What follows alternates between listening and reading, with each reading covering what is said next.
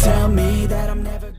Halo semua, salam sejahtera Malaysia. Selamat datang ke channel Fels Lifestyle. Terima kasih kerana terus setia dan bersama di dalam channel ini. Selepas kekalahan Teruk Bersatu ataupun Perikatan Nasional bagi PRK Dun Makota, apa yang berlaku kepada Bersatu dan PN dan juga parti komponen di dalam PN?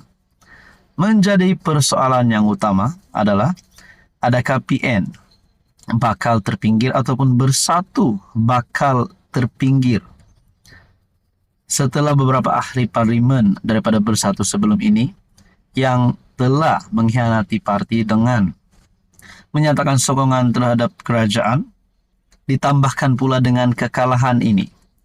Bahkan ini menjadi kekalahan berturut-turut bagi Bersatu.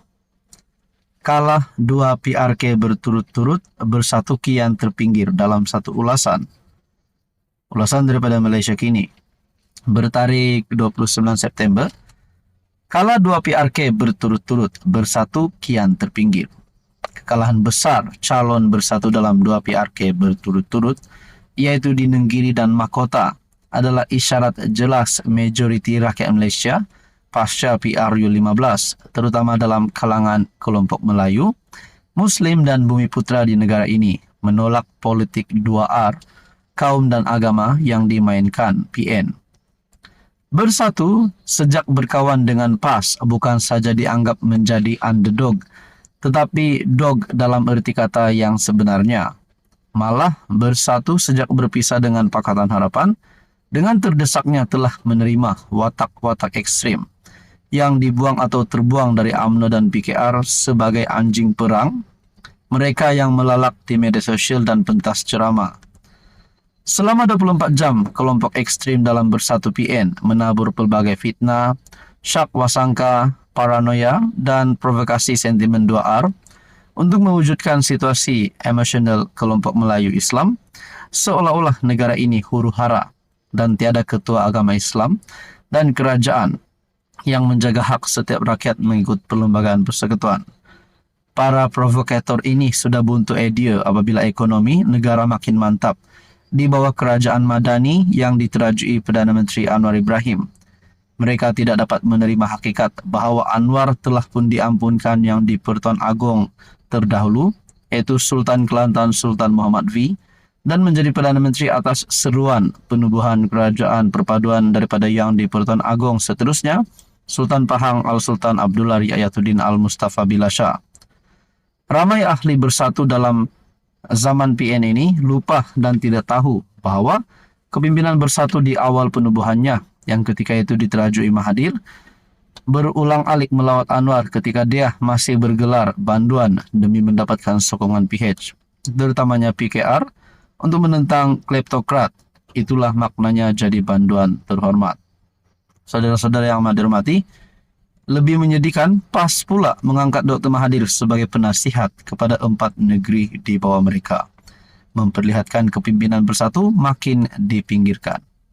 Siapa yang untung dalam Bersatu sekarang ini, jika bukan saf kepimpinan di atas yang mahu mengekalkan kedudukan mereka, sama ada dalam parti ataupun sekadar bangga menjadi exco dalam kerajaan negeri yang didominasi puak PAS. Tuan-tuan dan puan, Dr.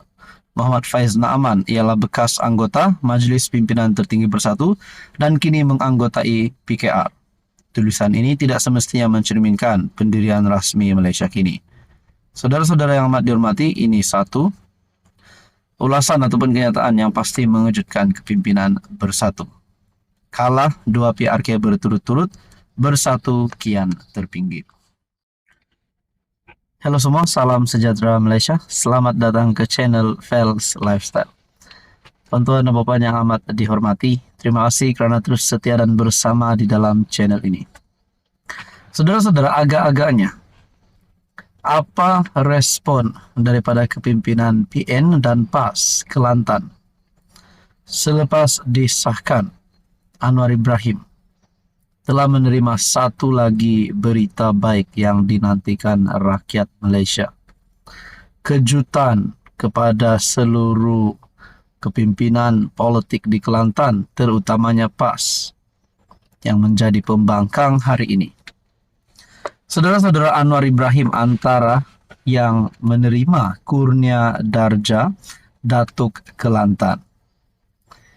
Tak sangka selepas Kerajaan Perpaduan menang PRK Dun Mahkota, Anwar Ibrahim pula menerima satu lagi kemenangan terbaru. Dikongsikan melalui Malaysia Kini, bertarik 29 September. Anwar Farhash terima kurnia darjah Datuk Kelantan. Perdana Menteri Datuk Seri Anwar Ibrahim mengetuai senarai 763 penerima darjah pada istiadat pengurniaan kehormatan kebesaran negeri sempena ulang tahun Hari Keputeraan Sultan Kelantan Sultan Muhammad V yang ke-55 hari ini. Anwar dianugerahkan ahli yang kehormat yang pertama Seri Paduka bagi darjah kebesaran Mahkota Kelantan yang amat mulia SPMK yang membawa gelaran Datuk. 100 individu menerima anugerah masing-masing daripada Sultan Muhammad V di Istana Balai Besar di Kota Baru, dengan 35 daripadanya menerima gelaran Datuk.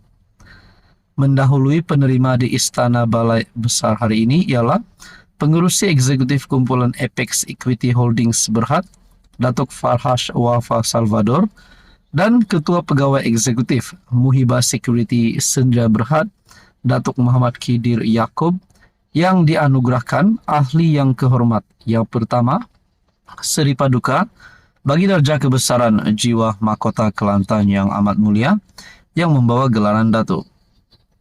Saudara-saudara yang amat dihormati, tuan-tuan dan puan-puan, ini satu kemenangan terbaru Anwar Ibrahim. Tak sangka, selepas saja Kerajaan Perpaduan sekali lagi membuktikan mereka layak untuk terus memimpin kerajaan. Kerajaan gabungan PHBN ini yang baru saja menang PRK Dun Mahkota, akhirnya Anwar Ibrahim pula terima berita baik yang pasti membuat musuh politik Anwar Ibrahim, terutamanya PAS Kelantan, meroyan. Kerana baru saja kepimpinan Perikatan Nasional kalah pada PRK Dun Mahkota, Anwar Ibrahim pula menerima satu lagi berita baik, yaitu menerima kurnia darjah Datuk Kelantan. Tuan-tuan dan puan, apa yang akan berlaku kepada PAS Kelantan? Adakah mereka akan lebih meroyan? Apa yang berlaku kepada Muhyiddin sebagai pengurus CPN yang baru sahaja kalah? Dan sekali lagi mendapat berita, Anwar Ibrahim menerima kurnia darjah Datuk Kelantan. Ini satu kemenangan baru bagi Anwar Ibrahim. Ada saja gesaan terhadap Anwar untuk letak jawatan, bubar parlimen dan sebagainya. Tapi kita lihat Anwar Ibrahim semakin berada di atas, semakin berada di depan, meninggalkan Muhyiddin, meninggalkan PN, dan meninggalkan semua musuh politiknya. Apa agaknya respon PAS Kelantan selepas ini? Saudara-saudara, apa komen Anda?